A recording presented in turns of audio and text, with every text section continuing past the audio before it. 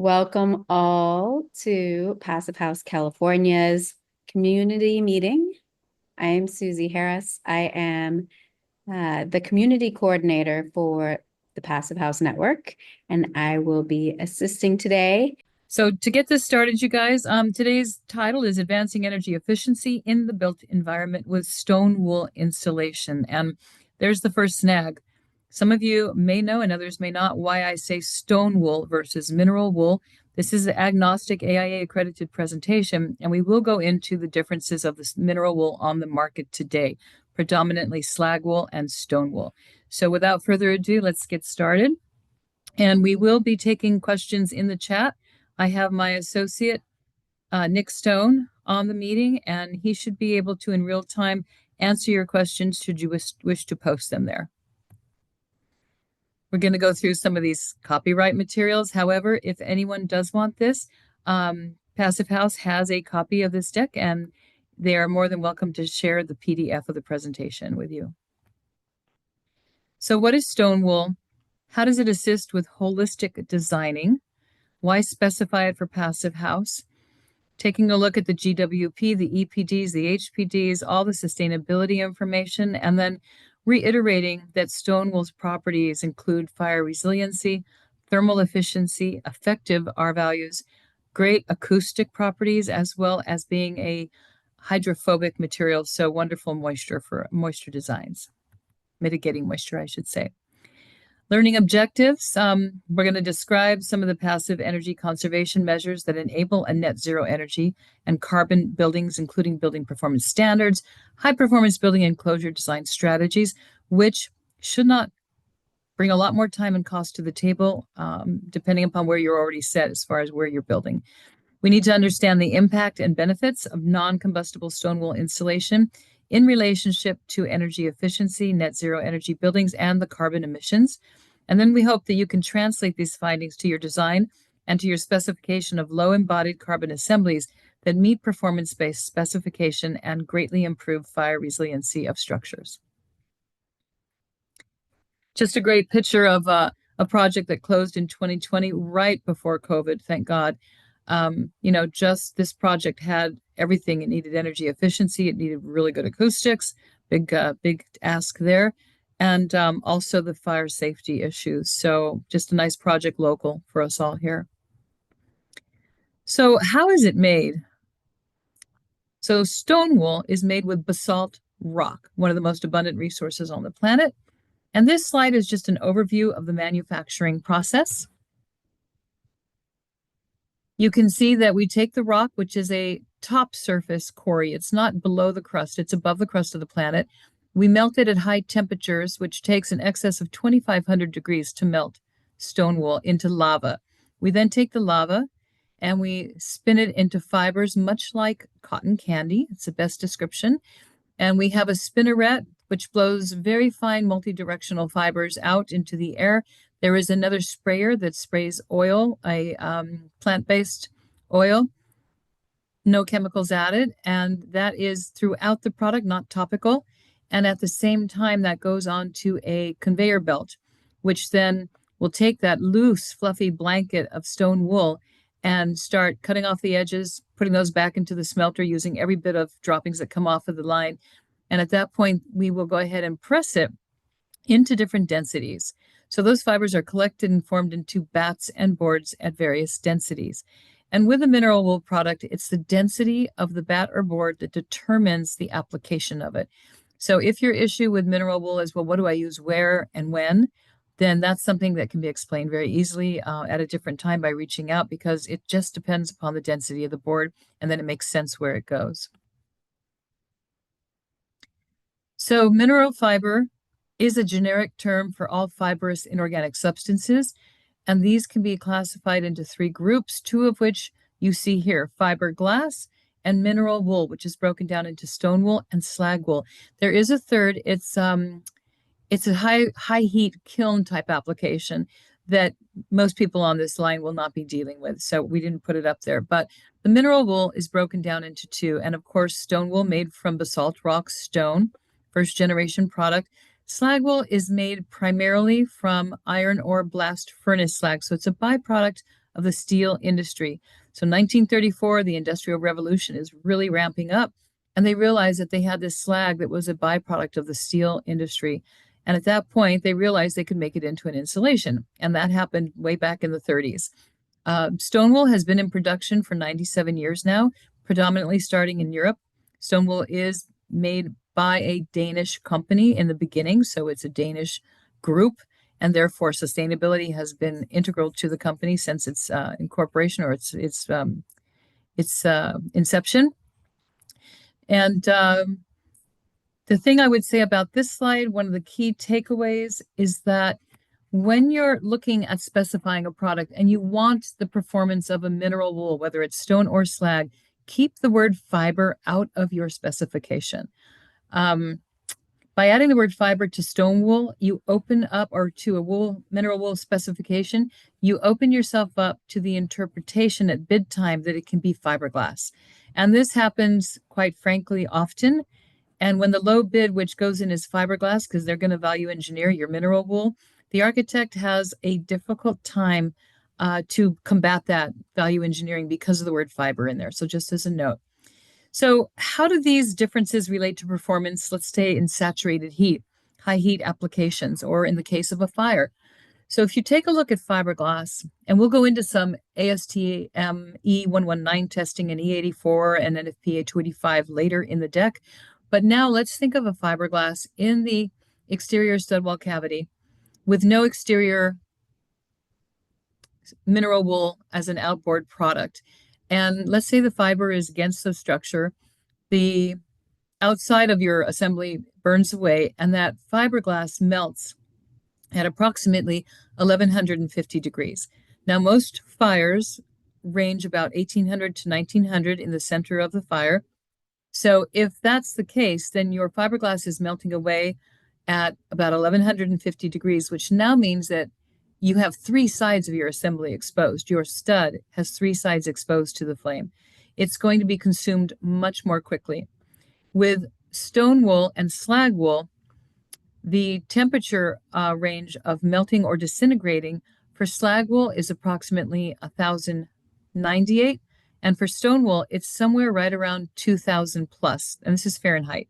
So now we're looking at a stone wool product that if the fire temperature is 1800 to 1900 thereabouts, and stone wool doesn't melt until somewhere around 2000 plus degrees Fahrenheit, you have the protection of 3/3 of your application, your assembly in there is still being protected. And that is helping to prevent the fire from breaking through into the compartment or the next floor. Slag wool, again, does a great job, but it does melt at a much lower temperature. So one of the main differences between stone wool and slag wool is the ASTM C356, which is linear shrinkage. I think of it as dimensional stability under duress from sustained heat. Basically, it holds its form. It only loses a very little bit of its dimensional stability. The other one would be sustainability. As of the last testing for Type 3 product-specific EPD, stone wool did have the best EPD count, Type 3 product-specific and factory-specific in the industry, in the United States. So we have a new reading that has just been taken, a new calculation. It's coming out, I think, at the end of this month, and we will see how everything stands at this point. But we are definitely way below the industry average requirement for carbon in our carbon footprint in our products. And so is slag wool, way below. Things will be changing in the next code cycle, but for now, this is where we stand. This is a great example of this house that was using stone wool in every application, sub-slab, below grade, roofing, exterior continuous insulation, partitions, non-structural, and exterior stud wall cavity. So again, every area that they could, they had used a non-combustible material. Obviously, they are in a WUI zone, and this was a net zero passive house up in the Sierras. So again, this was awarded the 2018 Fine Home Building California House, just an example of how our product is like a pea in a pod with passive house design. So what makes a sustainable material? And, you know, it's obviously passive house is the focus here, But if you have a great thermal effectiveness in your structure, but you don't have healthy indoor air quality, you don't have circularity, you don't have a safety net for fire resiliency, carbon emissions, all these things create a sustainable material and a great indoor living area for our occupants. So when we're thinking about material sustainability, we really must encompass the many aspects and the attributes that create an impact, and not only to the environment and occupants. So again, just driving the point home, it's not a single comparison, but rather a holistic overview of the overall benefits that the products bring to the table and how they react together with each other. So our embodied carbon can and should be offset by the lower operational carbon, which is where Passive House comes into play, whether it's residential or commercial. We're going to switch gears and go into a little bit of sound absorbency. We'll just touch upon this briefly because I want to hit upon all the properties that stone wool can bring to your table for your needs. So let's move to acoustics, which is another benefit of stone wool. We're just going to touch base on this case study. Flynn Roofing is one of the largest roofing contractors in Canada. They're also local and have offices in Seattle as well. This picture is really old, pre-AI doctoring. So that is not a doctored picture, that's real. And that slide is referring to the Pearson International Airport in Toronto. And Flynn's office, their headquarters, is directly under the flight path. Their conference room is at the top of that building, and they were having a heck of a time having their conferences because of the constant noise from the airplanes flying very low as they're taking off from the airport. So they engaged with us to redo their roof, hoping to see at least a 10 decibel reduction in the OITC. And in the end, when we did the case study, we were actually able to create a roof for them that was 13 decibels quieter than the previous assembly. And so really, what does that mean to us? Well, 13 decibels is equivalent to a 70% reduction in perceived sound to the human ear. So it was quite amazing. They were very happy, and we got a great case study out of it. Now that's OITC, but if we look at STC, sound transmission classes are something that most design teams pay a lot of attention to for varying reasons. And depending upon the type of building you're working on and the end use of the occupants, there will be different needs for sound reduction. Very useful in hospitality or lawyers' offices, hospitals where privacy is the issue. And again, just in your day-to-day room to room, room to bathroom, it's a need that is incorporated into every single structure that we design. So if both the cavities are insulated with stone wool, some testing shows that a wall system can be achieved with an STC of R50 decibel reduction. If only the exterior wall was insulated with stone wool, there would be about a 44 STC reduction, and foam, just as a comparison, provides about 41 STC reduction. So when you compare the two systems side by side, you can see how easy it is to just improve your overall performance of the system, not only here as we're showing from acoustic, but from these other holistic properties too. I recently did a 5-star hotel on sovereign land in Southern California, and they had really bad acoustic issues. They had a casino as well as the guest suite. So they had wall from casino to guest suite. They had guest suite to elevator. They had floor to floor, floor to ceiling. And they also had an indoor swimming pool and spa, which the swimming pool created a lot of weird moisture issues. And with our building science department that we have that's complimentary for you, we were actually able to run 8 STC modelings and several dew point modelings for them.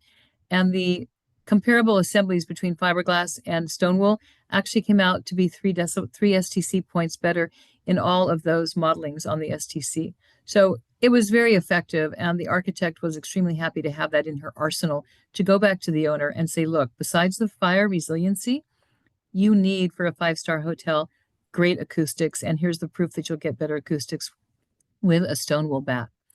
So this picture here is here for a couple of reasons.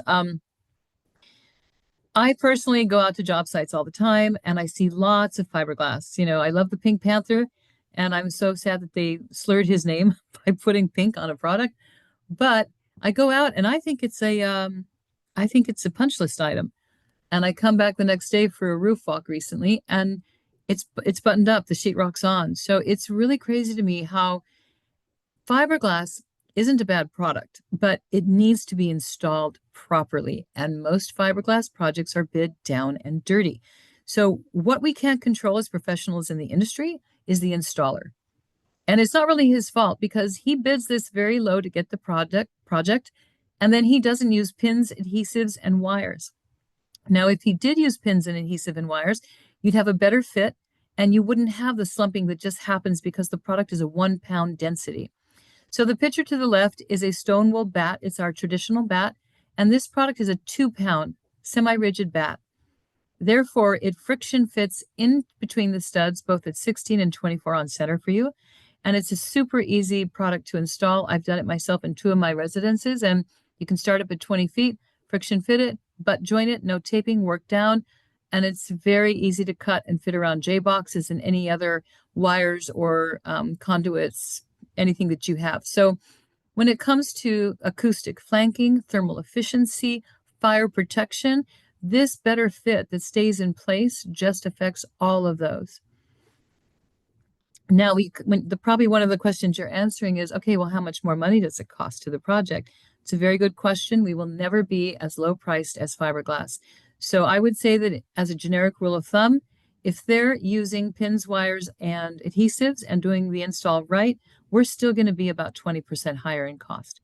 So this is something to talk to your homeowner or your client, see what their requirements are. Where is their, not just their head, but where's their heart? What do they want out of their residence?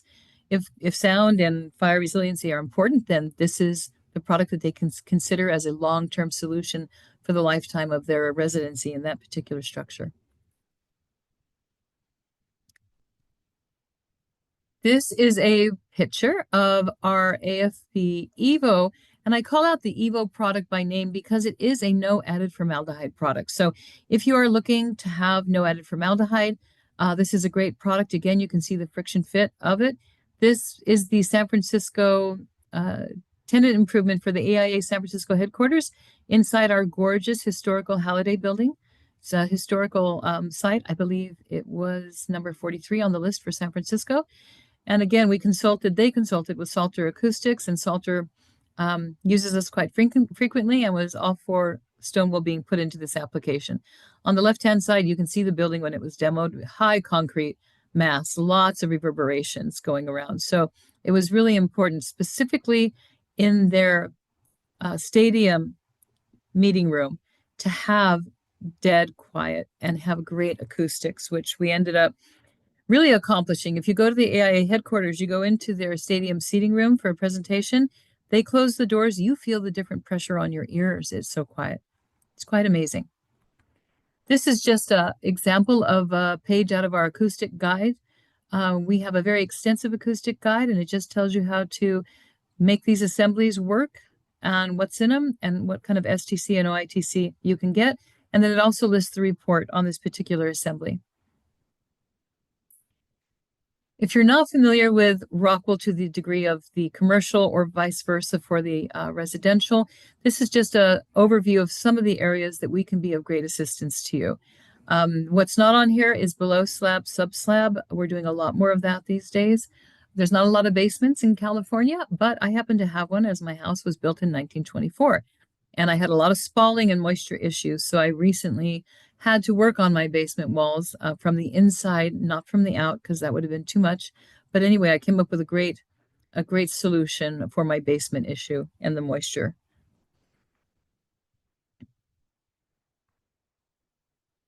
We're going to get into a bit of the sustainability, and some of these things you're already very familiar with, such as 40%, well, nearly 40% of global carbon emission comes from the built environment, but 20% of that is from building products specifically.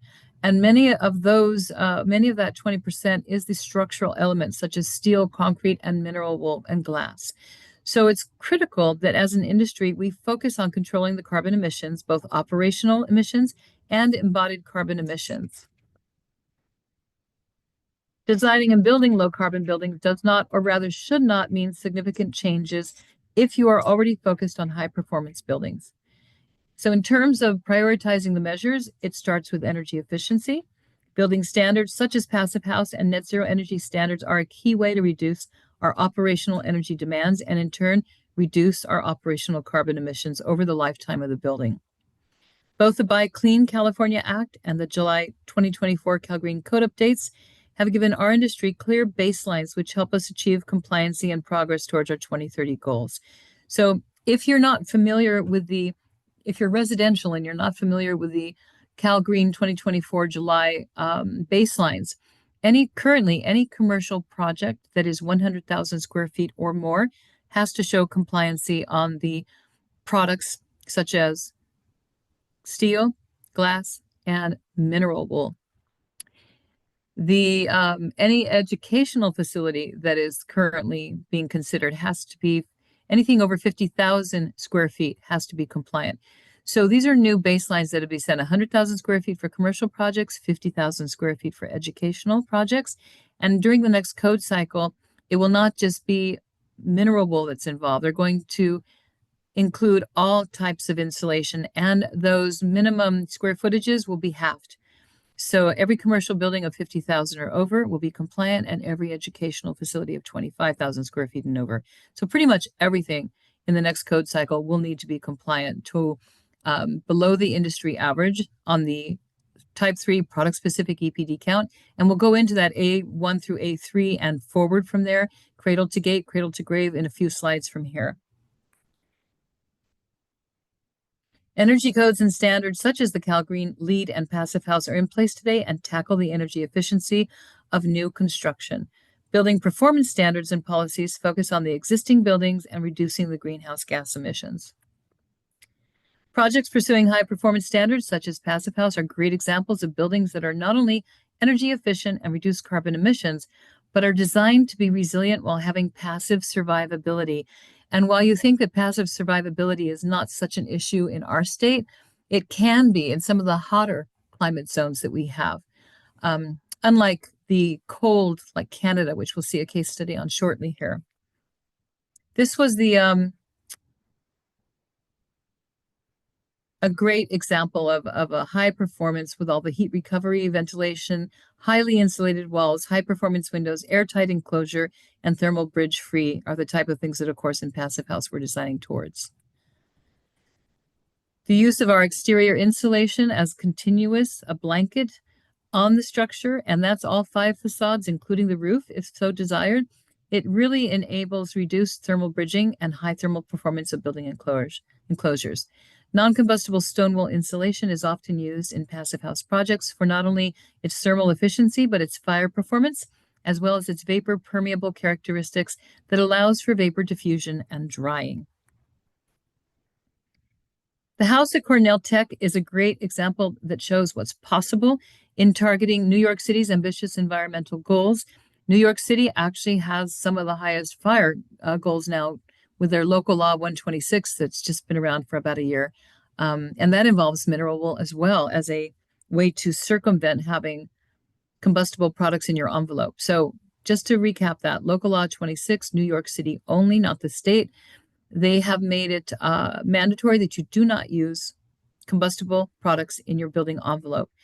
If you have to, you need to then put a heavy emphasis on using mineral wool to insulate every single opening in that structure, doors, windows, everything, completely around the opening. So in the actual opening, on the exterior and the interior of it, wrapping back. So it's quite time consuming and costly to use something that's combustible on the exterior envelope design. This is a Ken Sobel Tower project. It's a very interesting story because this building had exceeded its life cycle and was in severe need of maintenance. It was thermally very inefficient, and it's a senior citizen retirement home. So these people that were in there were not at the advantage of being able to deal with major weather crises. And what happened in this case is they were going to demo the building, but the carbon footprint that would have created was astronomical. So they decided to do a very deep retrofit. And when they did this, they actually reduced the greenhouse gas emissions of that building by over 90%. The product that was put on the exterior, which is just part of the story, was the non-combustible stone wool eaves, which is about a year now on the California market. Canada has had it for a lot longer. But the real tragedy of this story is when Toronto had their ice storm where everything was down, basically, they had several senior citizens that had no one to call them and help them, and they passed away from hypothermia in their apartments in this structure that was woefully below where it needed to be as far as thermal efficiency. So not only did they now have a great passive survivability, which if we look at the next chart, particularly the chart on the right, the passive survivability, if you look at the high performance line, when the temperature starts to drop, and you can look at Fahrenheit on the right, please, because the C on the left is still a mystery to me. But as you're looking at the survivability threshold, which is your red line, you can see that with the high performance envelope, they were able to survive, they would be able to survive in that structure for 7 days before they would need to be rescued and taken out. With the typical existing, their survivability was 2 days. And at that point, they would be in trouble. So again, even a code building, it was only 3 days that it would allow for them to stay in their house. And the power was out for quite a while during that ice storm. So again, this is just a great example of how the high performance envelope is really crucial to not only passive survivability, but to thermal efficiency and operational carbon efficiency. And this is, of course, Dr. John Straub, and this is his example of the perfect wall assembly. It is a rain screen with an inch, 3/4 inch to an inch of an air cavity that acts as a chimney that flows from the bottom up, and there's a screed at the bottom that keeps debris out, and that allows this assembly to dry. This is typically an open jointed rain screen, which we know will let water into the assembly, but the fact that the stone wool also acts as a drainage plane, and then you have your vapor permeable air barrier. So it's just an excellent assembly that it really works really well to maintain a healthy building envelope. And then you have your high density bat insulation and your interior vapor control layer. So again, this works for both cold and hot climate systems. As long as a wall's potential to dry is greater than its potential to be wet, it's considered a good wall system. So jumping into the fire realm, and again, we have presented these slides for quite a while now, for 20 years. So we are sensitive to the victims of the Southern California fire. But again, this is something that we put out there as a resource for a better rebuild, a community that can rebuild towards protecting the entire community and not just a single family residence. So while our forests do retain carbon and produce oxygen, when they burn, that same carbon is released into the environment. The toxicity of the smoke is deposited in neighborhoods where it's distributed by pedestrian traffic and air currents, and the very air that is being breathed is still filled with toxins after the fire is abated. So one of the major features and benefits of stone wool is its fire resistance. And this is a great example of how, fire is so random and so unpredictable. This is the Arizona State University Interdisciplinary Science and Technology building. The right side picture shows it wrapped in a stone wool with a black facer because it's an open jointed rain screen. And I will say, for those of you that are commercially oriented out there, the black facer really only needed to be on the second story because that's where the pedestrian traffic might see it through the open joints. They didn't need to spend the money on the third, fourth, and fifth layers of it, but they felt they wanted to do that. So what happened is the building was completely wrapped in a blanket of non-combustible stone wool. The cladding was going up, and they were working on a hybrid roof assembly on the roof. So they had the foam stage to go down, and then later the stone wool blanketed board would go on top of that. And by doing that, they would make it so that the foam had thermal consistency, so no off-gassing, no expansion and contraction. It would no longer be flammable because the stone wool would be on top of it. And it also would maintain its R value because it would no longer be experiencing expansion and contraction, off-gassing and losing its R value in the first 2 years. So what happened is they had a worker with a linseed oil-soaked rag. He sat the rag on the staged foam. And with that Arizona heat, spontaneous combustion occurred. And they lost the entire staging of all the construction materials up on the roof. So again, fire breaks out in all kinds of odd and unpredictable places. But this is just an example of a beautiful building, one of my favorite rain screen designs. And you can see how some combustible materials are very, very, very scary, actually. So when we're looking at building products and selecting them, it's really important to not only look at their EPD count for California, which is such a thrust now by Cal Green, but also for the holistic attributes such as non-combustibility, moisture management, acoustics, which all contribute to building a structure that is healthy and safe for its occupants while keeping building materials out of our landfill. The updated building codes with the new fire hazard severity zones. So I don't know if it's actually ratified, but it was drafted that there are now 3 fire zones by the California Fire Marshal. Zone 1 is low risk, Zone 2 is medium risk, and Zone 3 is high risk. The verbiage right now is that Zone 3 will require mandatory non-combustible building materials. So we are moving in the right direction if that comes through. It's just, if we're going to live in these highly hazardous zones, I really think that it's our responsibility as the homeowners, the building owners, and the community to build to live with fire, not against fire. So this is a great start for our state. And by the way, stone wool is the only insulation that's on the CAL FIRE's approved builder's material list. There's nothing else. And that's due to our high resiliency in saturated heat. So again, just increasing the defensible space around the house is not enough. We need to make sure that our structures are resilient to the flames themselves. And of course, there's always the embers, and then the roof comes into play and our vents come into play. But we know about that now. We should be able to design for that, as well as having a 1-hour rating. I mean, with stone wool, you can get 1, 2, 3, 4, and 5-hour ratings on everything from a residential assembly. 1 hours are just very common, and we have many of them. For commercial, we even have 3-hour fire ratings on steel columns in garage areas. So just reach out and see. Let me know what you need, and we can get that for you.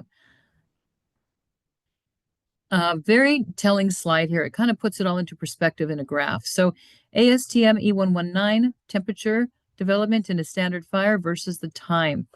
And here's where we get into that comparison between fire resiliency, heat resiliency of different insulation materials. As you can see on the graph to the left-hand side, polystyrene and polyurethane foam, one burns, which can contribute to the fire, and one melts, which means it's no longer giving any protection.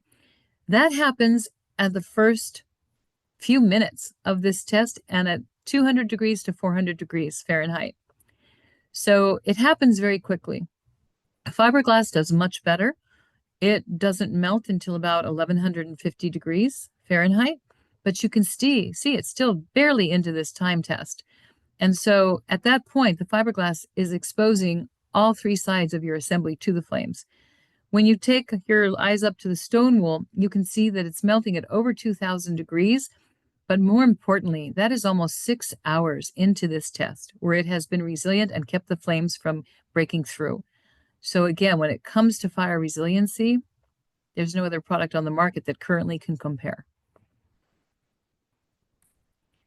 The California house was another great example of a passive house project where fire and passive house were just hand in hand, can't have one without the other. Obviously, not a whole lot of acoustic needs here, but those are provided anyway. So again, lots of work out there that we can refer you to. And again, great passive house guides, good lead guide, good acoustic guide. There's information for you. The drawings are available in CAD as well. So we're here to be a resource with this product for these problems. I think we will probably zoom by this. We don't need to talk too much about the combustibility of foam because I think we all know about that. But this slide is basically a good representation of a code-compliant building having a lower carbon footprint for embodied carbon, but an increasingly high operational carbon over the life of the building. So if it's a 50-year build, you've got a high operational carbon that's putting that out into the ozone. If we do a high performance building and we reach above code, we have initially a higher carbon footprint, but the operational carbon is lowered greatly, which again is going to help us design to reduce that 40% of the carbon in our atmosphere and help to reduce the GWP in our building stock. When we measure the embodied carbon of a product, we need to look at these 3 things, and we need to understand life cycle assessment, embodied carbon or global warming, and the Environmental Product Declaration, EPDs, which have taken the forefront in California in the last 3 years. So our Environmental Product Declaration, or EPD, from this point on, it can vary in terms of life cycle stages, including A1 to A3, which is in the use currently, all the way up to A1 through C4. So currently, the product is what is in the code by Cal Green.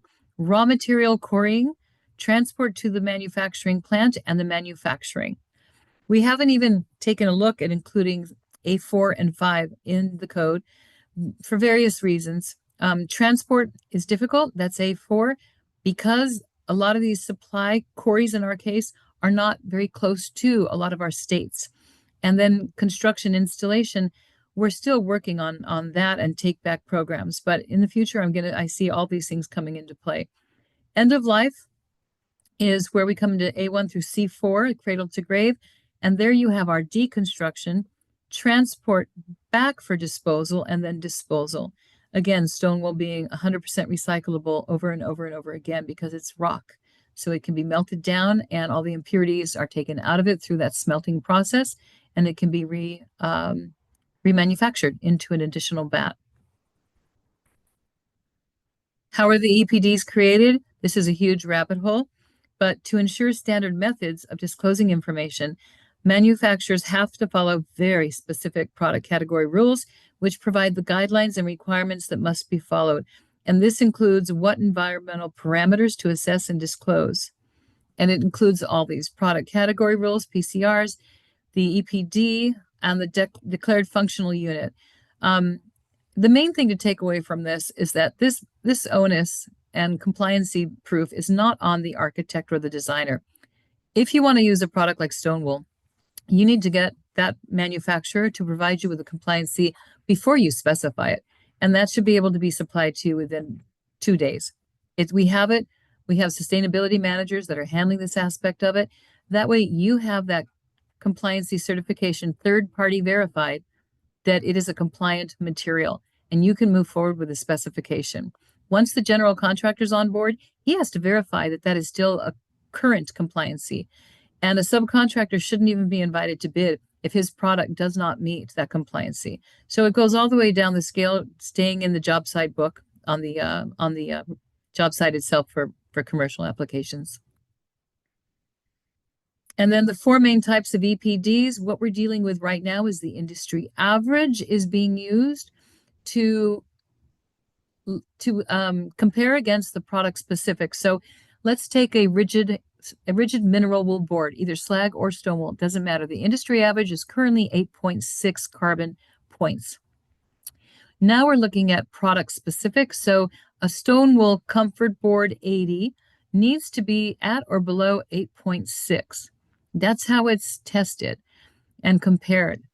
Currently, comfort board 80 is at 4.6. So it's a 50% reduction of the allowed carbon impact. Again, that's what this is all about, is just comparing to the industry average, which will be lowered in the next code cycle, and making sure that these products we're using are below the industry average. Factory specific is also involved right now. I have to determine that my Ranson, West Virginia factory is compliant. I have to publish those carbon values every year. And so this is really getting into the weeds on this and comparisons. And whoever's typing, if they could mute themselves, that would be really nice. Thank you. So EPDs are used by architectural community to conduct whole life cycle building LCAs. They're used as a screening tool to compare like products, and this is what's going on now. In these cases, it's really important to ensure comparisons are for like products used in the same application and meeting the same performance properties. Manufacturers use it as a tool to identify our improvement areas and for compliance purposes. When you're looking at EPDs and comparing them, apples to apples includes actually, like if you're looking at an ASTM E84 for smoke propagation and flame spread, you need to get into what temperature they tested the products up to. Because one can be tested to 2000 degrees, another one could be tested to 600, and they both passed. And this is just an example of using an EPD to demonstrate compliance with LEED material and resources credit building product disclosure. You can see that you get a higher LEED credit 1.5 versus 1 by having a type 3 EPD count specific. So it helps you with your LEED credits as well. Just a typical example of where you can find this information on the EPD. And then again, using your EPDs to demonstrate compliance with the new Cal Green embodied carbon measures, specifically for the prescriptive pathway.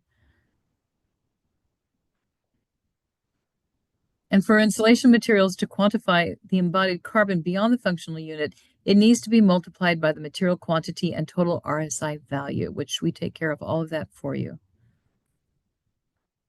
So when we're considering the overall impact of these materials for a project, it's not always about how high the embodied emissions are of that particular product, but also how much of that product is used in the building. And for the most part, structural elements, as we mentioned, will have the highest impact on the embodied carbon based on their individual impact and the incredibly high volume of that product used. However, next on the scale are facade products, including the insulation. So I think out of this whole thing, one thing to keep in mind is that insulation is the primary material that helps to reduce the overall energy and operational emissions of a building as a final product. So when you think about a product like stone wool, in its lifetime, the amount of carbon emissions saved by using insulation significantly outperforms the upfront emissions from its production. So we're looking at this as a long-term impact.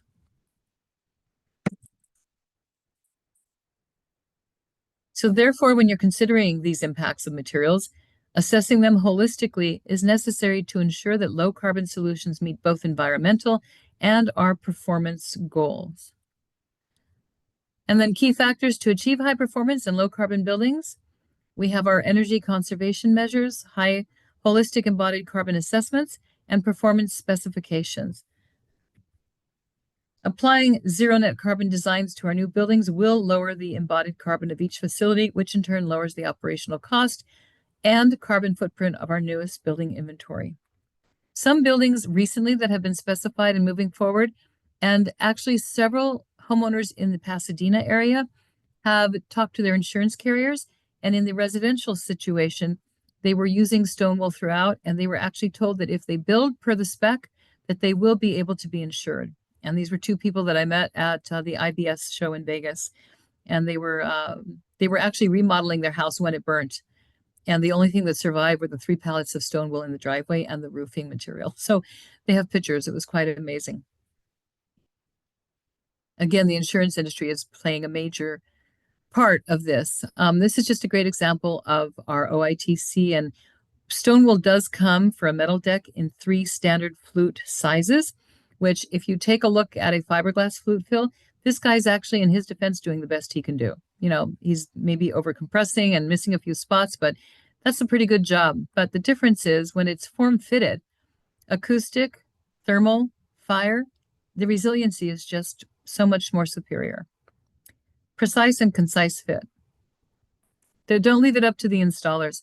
Give them something to work with that's a bit more stable. Just a quick touch on the high hydrophobic aspect of all stone wool. It does act as a drying plane. It will not absorb moisture. So in an assembly, if you do hang a picture and puncture your PEC sign, we will not, or this product will not contribute to the growth of mold and mildew. Again, your surrounding assembly will have issues, but we will not contribute. Fiberglass doesn't absorb moisture, but it does retain it due to the fine filaments. And once it retains it in a puddle, then particulates can get in there. And that's when you start seeing that black and green fuzzy hair in the wall cavity when you expose it 6 months after it happened and it finally comes through the paint. And that's it. I hope that everybody actually heard something new, and hopefully questions were being asked and answered in the chat. That was fabulous. So Pamela is not able to show her screen, or her camera is not able to show her, but she's there to answer any questions. We've got about 5 or 6 more minutes. And there are a few questions still. I have Inna, go ahead and ask. Thank you. That was a really great presentation. My name is Ina, and I just wanted to ask, I know you were comparing it to fiberglass, but what about other materials like mycelium? I know that that's also fire resistant and has great acoustic abilities. I want to kind of see more of a comparison with other materials that are comparable to how efficient and and how efficient they are. Yeah, no, I'm glad you brought that up because the word here is really comparable, but the unfortunate thing is you have to hyper differentiate because the way that testing is done, as an example, I can just use a quick mycelium. I'm not actually in depth familiar with their current testing, but I will be looking that up and I can always get back to you on that if that's something you'd like me to do. But take an example of fiberboard, timberboard. Timberboard unfortunately just filed for Chapter 11 2 weeks ago. So since they're off the market now, I can bring up their particularities. The timberboard products is cellulose base and it's very sustainable and looks really good. But when you look at the ASTM testing like E84,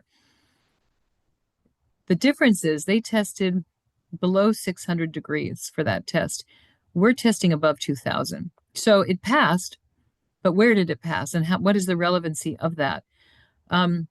So it comes down to having to put the time and effort into looking at the hyperdifferentiation between the products and the testing and how far they took the testing. So something that I'm working on with my tech department is actually putting together a material comparison on the testing for the major ones. Like, as an example, you had your sheep's wool, you had your jean, your blue jean, you have your hemp, insulation. There's so many straw, you have straw bale insulation. And it's not that these products don't have great performance in certain aspects, but as an overall holistic performer, that's where we need to make the comparison between the products. So I would say that the point is we really need to dig into the weeds on the testing and see exactly apples to apples what was done. So hopefully we're going to have that out by the end of this quarter and be able to provide that as long as our legal says that we can provide it as a chart. So that's what we're working on right now. We have time for one more. Dietmar has their hand up. Thank you. Hi, I'm an architect in California, Berkeley. I have a question if stucco can be applied directly to comfort board 80 on the exteriors. You have your weather-resistant barrier on the plywood, then comes the comfort board. And so in order to kind of contain cost and not having to deal with strapping, which can be frustrating for contractors, especially in small residential projects. And I saw a test at Intertech report where there were applications with like one coat, it's actually two coats, but stucco applications directly onto comfort board. But there was a note that an optional drainage layer could be installed behind it. So that would be interesting to know. Is it possible without this optional layer? And would the comfort board, as it's also a drainage material, we use it in basement applications, would the comfort board provide the 90% drainage efficiency as required in the stucco section for marine climates? Thank you. So Dietmar, this is a great topic because we have just got all this testing completed. And the one coat you're referring to, which yes, you have your base and then your top, but one thing you may not have known about that. So it's non-combustible stucco. It's a one coat. And what I like about it is it has a warranty available because the whole assembly is distributed through Western Blended in Sacramento. Whereas your three coat stucco can be picked up parts here and there. And so there's no warranty on it. And with the stucco using stone wool, it actually has more of an impact resistance because when we compress, we bounce back out. So unlike a foam stucco, you won't get that shadowing of impact when the sun hits it at a certain level and you see all these dimples. So that was a really good impact testing that we had too, because that was one of my concerns when we proposed this product. But if you give me your email quickly, I will send you all that documentation because we answer all those questions in writing and with details as well. So thank you, Pamela. I learned a lot of things today. It was a great presentation. I want to give a shot to Jay, who is gonna close this meeting. And B, that the support for Passive House California, if you wanted to join Passive House California, you could sign up for the newsletter. You don't have to join to sign up for the newsletter, but you could then you can just get the newsletter, an individual membership, professional membership, organization, company, sponsor, donor, volunteer, and all you can learn about all of those by going to passivehousecal.org. And what I suggest is that you've learned a lot today. Pamela, was a great presentation, and share what you learned with others that makes a difference, or that know, and that allows you to be the difference. You're the light bulb that's calling the other light bulbs around you to light up. So thank you very much for being there, and look forward to seeing many of you at the next community meeting. Thanks, Earl.